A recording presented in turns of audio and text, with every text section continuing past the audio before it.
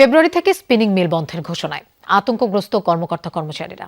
দাবি, বন্ড সুবিধায় সুতা আমদানি বন্ধ না হলে কয়েক লাখ মানুষ বেকার হবে। একটি দেশের কাছে জিম্মি হয়ে পড়বে সুতার বাজার। সকালে আমদানি বন্ধ হলে সম্মেলন করেন স্পিনিং মিলের কর্মকর্তা কর্মচারীরা এবং জানান, টেক্সটাইল শিল্প সংরক্ষণে সরকার আন্তরিক না হলে হুমকিতে পড়বে কয়েক হাজার কোটি টাকার বিনিয়োগ।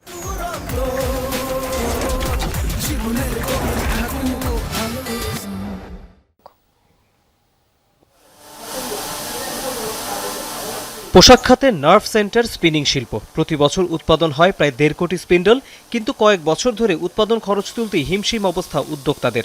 মরার উপর খাড়ার ঘা, ভারত থেকে বন্ড সুবিধায় সুতা আমদানির সুযোগ।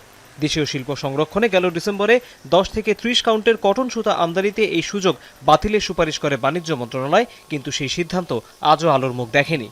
এদেরকে নিয়ে আমরা উদ্বুদ্ধ হয়েছি যে এর প্রতিবাদে 1 ফেব্রুয়ারি থেকে সব স্পিনিং মিল বন্ধের ঘোষণা দেয় টেক্সটাইল মিল অ্যাসোসিয়েশন, আর তাতেই বিপাকে কর্মকর্তা কর্মচারীরা। বুধবার সংবাদ সম্মেলন করে তারা জানান, কারখানা বন্ধ হলে বেকার হয়ে পড়বে 2 লাখ কর্মকর্তা কর্মচারী, 8 লাখ শ্রমিক ও তাদের পরিবার।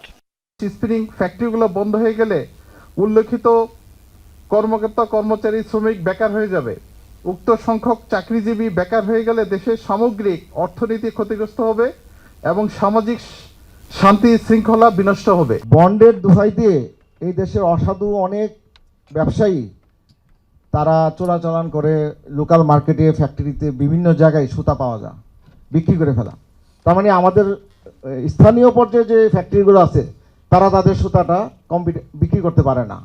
বলা হয়, স্পিনিং শিল্প সুরক্ষায় অন্তত 2 বছরের জন্য 10% প্রণোদনার প্রয়োজন। পোশাক ও নিট শিল্পের সংকট সমাধানে বন্ড সুবিধার আলাদা নীতিমালা প্রণয়নের পরামর্শ কর্মকর্তাদের। দাবি, চলমান ফ্রি অফ কস্ট FOC সুবিধা চালু থাকলে ধ্বংস হয়ে যাবে দেশীয় টেক্সটাইল শিল্প।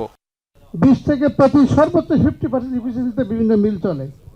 কারণ গত 2 বছরে তাদের ক্যাপিটাল লস করতে করতে এমন পর্যায়ে পৌঁছে গেছে, এখন তাদের তোলা কেনার টাকা নাই, স্পেয়ার পার্টস কেনার টাকা নাই, বাধ্য হচ্ছে তারা প্রোডাকশন কমানোর জন্য। তো এই প্রোডাকশন যদি দিন দিন কমতে থাকে, আলটিমেটলি তাদের ওভারহেডের উপরে এটা হিট করতেছে। তো আমি জানি না আর কতদিন তারা এভাবে চালাতে পারবে। চলমান সংকট সমাধানে টেক্সটাইল, পোশাক, নিট ও সরকারের সমন্বয়ে কমিশন গঠনের দাবি স্পিনিং কর্মকর্তা কর্মচারীদের। তৌহিদ হোসেন, যমুনা নিউজ, ঢাকা।